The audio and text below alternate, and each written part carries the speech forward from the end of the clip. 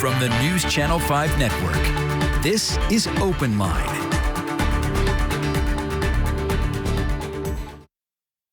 Hello, everyone. Welcome to OpenLine. Glad you are with us tonight. We're doing something a little different tonight. We are not taking calls, but we are talking one-on-one with the author of many books primarily about ghost lore.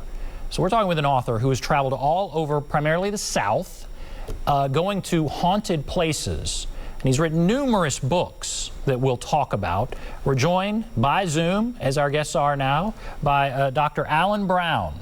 He is the author of The Ghostly Tales of the Haunted South and many other books. Dr. Brown, thank you so much for being with us.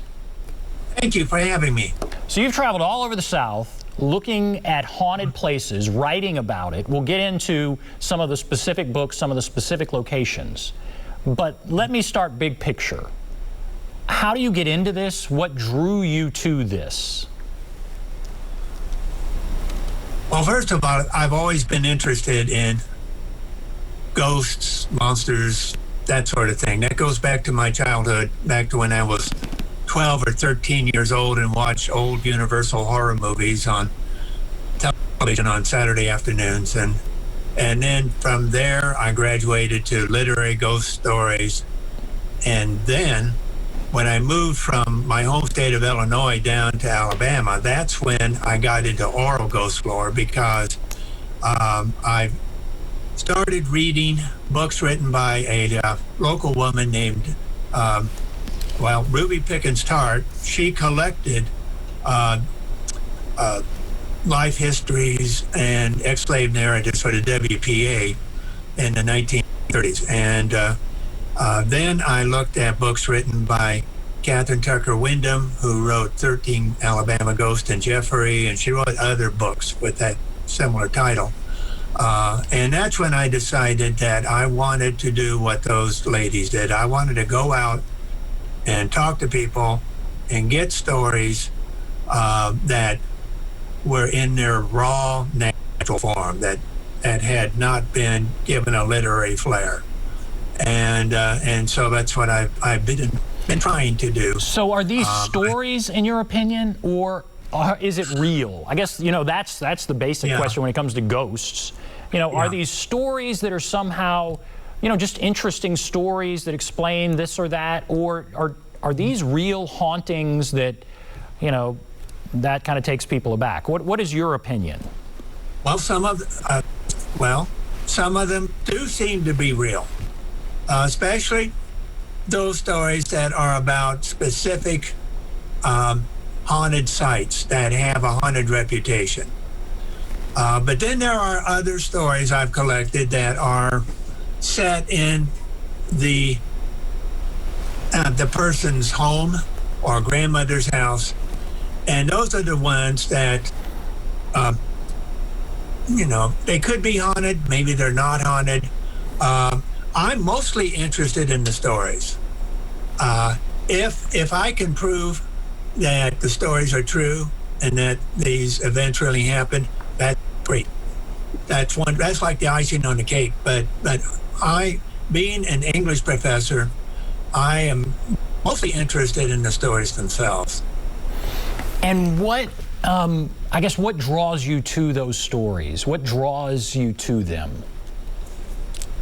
Well, I prefer stories that have been around a long time, that have been passed down from one generation to the next. And I'm really interested in the way they evolve over time. And this is characteristic of any legend. They have a basis, in fact, but over time, they become embellished by the people who pass them on. People add a little bit, they take a little bit away, and I like stories that have variants, different versions, and those are the ones I've been looking for. I'd say in the past 5 years or so, I've been focusing on those. As far as a haunting, what stands out to you? You've traveled all over the South. What is something that's not just a story, but you feel like that could really be, a ghost and a haunting? Okay. I have been many places. And many places that were supposed to be haunted.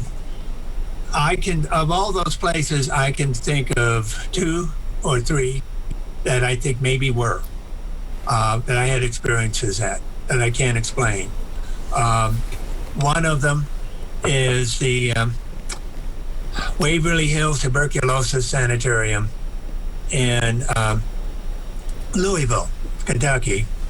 That was about 15 years ago. I went there as a guest speaker for the Louisville Ghost Hunters Association. We had a meal outside of the sanitarium, and then when we finished, the members of the ghost hunting group took us on guided tours. Well, the leader of the ghost hunting group kind of motioned me and another guy. His name is Troy Taylor. He's president of the American Ghost Society. And he said, we're going to take our own ghost tour. So we walked up these stairs. We're on the 3rd floor. We're just about the 3rd floor landing. Keith Age was the leader of the group. He reached over to this heavy iron door. We were on the landing, and that iron door just opened and slammed shut really fast. Well, he screamed. I mean, it was a scream. He was an ex-football player. This guy screamed. He jumped backwards. He knocked the guy who was standing in front of me into me. I almost fell backwards. Well, I was angry. And so, because I thought they were messing around. So I stomped up the stairs, grabbed the handle of that door, and it was hit. I could hardly open it. But I opened it up. I looked up and down the hallway. I didn't see anything. I looked down on the floor, and I saw one wet footprint. That was a woman's footprint. Wow. I think that's the scariest thing I've ever seen. That's when the goosebumps rose on my arm, and I can't explain it. What? Let me ask this. I mean, because I'm fascinated. I know you said there was another one. I'll ask you about the other one later, but let's drill into this. Why is something haunted in your opinion? And I'm also fascinated by why we're all so fascinated by it. But what does it mean? You believe this is real, because I'm sure there are plenty of people that say it's not real. You believe it's real. What causes it? Okay. Well, first of all, I can't explain it. And maybe science has not advanced far enough to explain paranormal occurrences like this. I think what I experienced was paranormal. Okay. As to why places are haunted, there are all kinds of reasons that parapsychologists and folklorists give for the return of ghosts. Some say that they revisit a site to warn people. Some of them point out the location of buried gold. Sometimes they will. Sometimes they come back to wreak vengeance on people, but those are rare, and I have not found many of those. Most of the ghosts I have read about or heard about are benign. There are some that come back just to continue doing after death what they did when they were alive. Librarians are good examples. Librarians are very dedicated, and there are lots of haunted libraries, and so it's not uncommon at all to find a ghostly librarian who is still reshelving books, putting them in the right spot. I did find a story about a ghost like that, but the most common manifestations involve a person who has passed on, and then a day later or a week later, something strange will happen in their loved one's house that lets them know that everything's okay.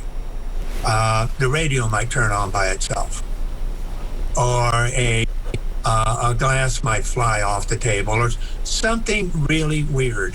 And people who have told me these stories have said that it makes them feel good. They're not scared because they know that their father or grandmother is that's their way of saying, I'm okay. Don't worry about me. And that's great. So I ask you, what is this? What do these? The fact that this happens. What does it say about death? Well, I think what it says is that there is a spiritual dimension to life. And this is what I tell people who ask me if I think that believing in ghosts or dabbling in this field is unchristian. I don't. I am a Christian. I'm a Methodist, and I do not see that one contradicts the other. In fact, I think it complements the other. I think that it's important for people, first of all, to pay attention to the spiritual side of life. And there are some of these people go so far as to spend thousands of dollars on ghost hunting and to go to haunted sites. And I think they're doing it as much to prove to themselves that there is a spiritual world as they are to prove that they have made a great discovery and they want a lot of attention. Well, I have written two books about ghost hunters, and this is what most of them have told me, that's their mission. Their mission is what? To prove there's a spiritual world? Yes. And you believe that? You believe there's a spiritual world, right? Yes. Oh, yes. Yes. The material world this is not all there is to life. And I think life would be boring and depressing if that's all there was.